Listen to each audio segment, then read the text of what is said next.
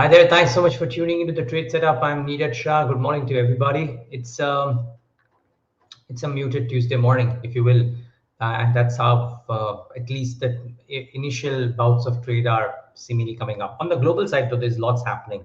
So while Apple has done what it has done, topped the 2.5 trillion mark as well, and bunch of conversations about the kind of cash flows it can do. And frankly, tech led the US markets higher. So if you saw NASDAQ and the S&P 500, they actually ended in the green, even the Dow may have been a bit flattish. But yeah, I think this is it. The global cues that we're saying that the futures are trending somewhere around the flat line, mixed close. Asia has a mixed start, 0.5% or less than 0.5% cuts or gains, if you will, largely cuts, but means nothing really. Very, very flatline moves for Asia. Similarly for the SGX Nifty, down about 0.2, 0.3%. So suggests a fairly tepid start for the Nifty as well. Keep in mind, I think what's happened, the dominant conversation aside of Afghanistan and aside of course, what happened to Apple and the tech stocks in trade yesterday is, of course, what's happening in China. The gaming crackdown. I think late last night, I think there's some conversation around crackdown on private equity as well.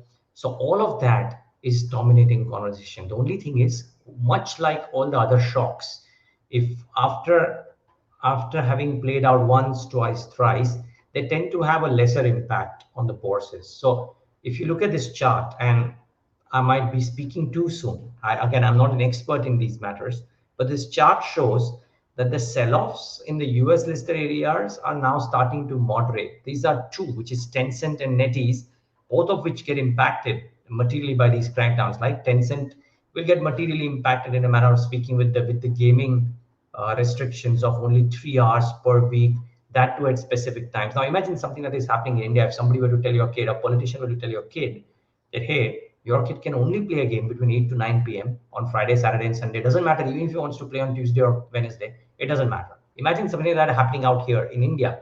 I mean, Nazara Tech would be down 20%, right? But the larger point being that it's happening in China, just that the sell-offs are getting moderate now. At least the reaction seems to suggest. Whether or not you and I believe in it is separate. But for now, the reactions are starting to moderate. Will they continue to be that way? God knows. Maybe they'll perk up again, but at least evidence suggests to the contrary. So that's net what's happening in or around the world. Of course, US has evacuated Afghanistan, but that's more an airtime for the political channel, not for business per se. India's investments out there much sovereign in nature and really don't tend to impact the listed space too much, I would reckon.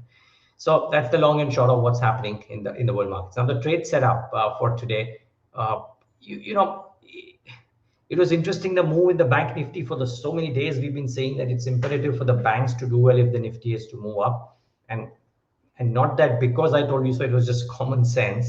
But yesterday there was a half decent move in banks, aided no doubt by Laurent Blanco's observation as well, that people might actually now start looking at banks over IT, and it started playing out in some fashion. Can it continue today? Sure, it could. But Bank Nifty is still 3% away from the highs. And look at what's happening to some of the others, like the Nifty, for example, or the other broad market indices as well. So private banks are the key for further up move in the Nifty, in the Bank Nifty, and watch out for that one. FIs turn buyers after 9 sessions of selling, which is very important. And I believe that auto ancillaries may continue to see buying after yesterday's up move. Remember, we were talking about this yesterday, that local dealer desk were talking about how auto ancillaries and sugar would do well. And yesterday, auto ancillaries had a big bang up move, a bunch of them. Bharat Forge, Sona Comstar, FIEM, a lot of others too had a very decent move. And it'll be interesting to see if some of these moves continue today or no. By the way, keep in mind, autos, off the trade setup, autos are a very important segment now, considering that tomorrow will be the auto sales numbers. And I think there will be some eye out for what Maruti Suzuki does, and some eye out for what the two-wheeler companies do, because I think in two-wheelers, the inventory levels are very high. So therefore, you don't quite know whether the reported numbers or the commentary will be buoyant. And if not so, we already know what's happening to the scooter side with Ola Electric threat and the other electric scooters threat. It might not be the best combination for some of the stocks, particularly something like TVS Motors, which is valued very high compared to a Hero. Hero's valuations are very low. TVS valuations are very high. And if something doesn't go quite right, it might not be great news for a shareholder of TVS. So you got to watch out for that and the commentary thereof. Incidentally, they've launched, I think, the first build to order platform. Those are niche buckets to watch out for. Speaking of FIs turning buyers, by the way, just those numbers, FIs and DI numbers, I think we have 1,202 crores from the FI side, and DI is about 688 crores. So that's actually not bad.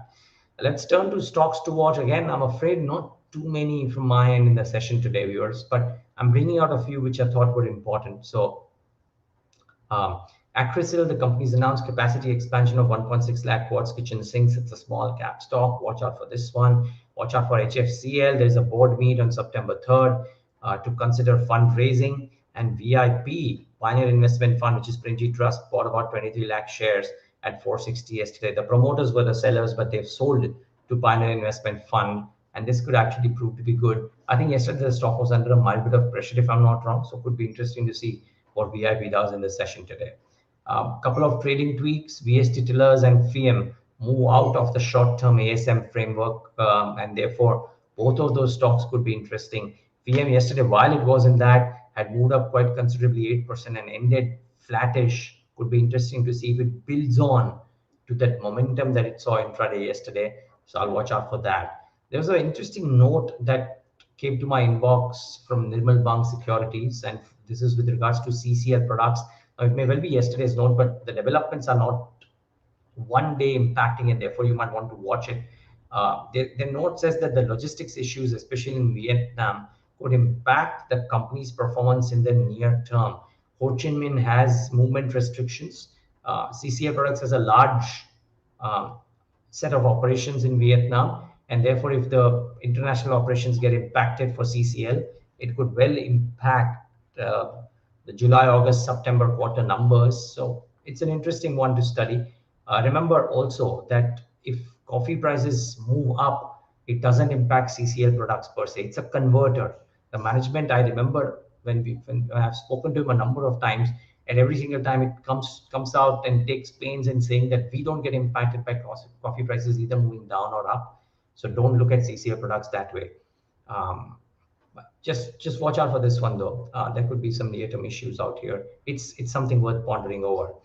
I was looking at some brokerage names. There were a bunch of names on how do I say, the broking side. The there was Bharti Airtel, a City note, and a CLSA note, both of which say a buy, or a JP Morgan on coal. But the one that I thought was the most important one or interesting one was Divi's Lab, Macquarie note on Divi's. And the reason I bring it up is because Divi's very silently has moved above 5,000.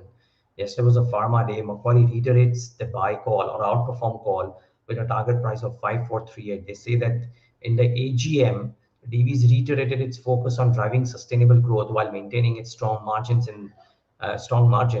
and it remains very well placed to monetize uh, generic API tailwinds and incremental opportunities from higher outsourcing. So that was something that seemed very interesting. So do watch out for DVs as well. And do watch out for a bunch of these stocks which had some fairly decent price and delivery uh, action. So Dhani, and there was a WhatsApp forward moving about why Dhani Services benefits a lot from the kind of funding arrangements that it has, was up 6%, 51% mark for delivery.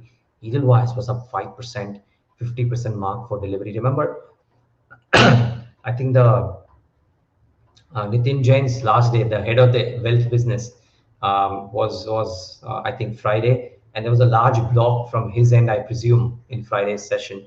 That got absorbed, and therefore Friday the stock was soft, but yesterday it was up about 5%. Very interesting move from Angel Broking yesterday of about 10%, 42% mark for delivery. Balaji Mines again moving up 37% with 5.3% mark for delivery, 5.3% gains and 37% mark for delivery. So all of these are fairly interesting names to monitor in the session today as well, um, simply because of this. So these are a few things that everybody should keep an eye out for. Net viewers, soft day. Be careful if you're trading very, very aggressively, but look at banks in particular. Yesterday was the first day of the move, maybe. Could it extend itself? And if so, what could happen to private banks? That's the focal point, really.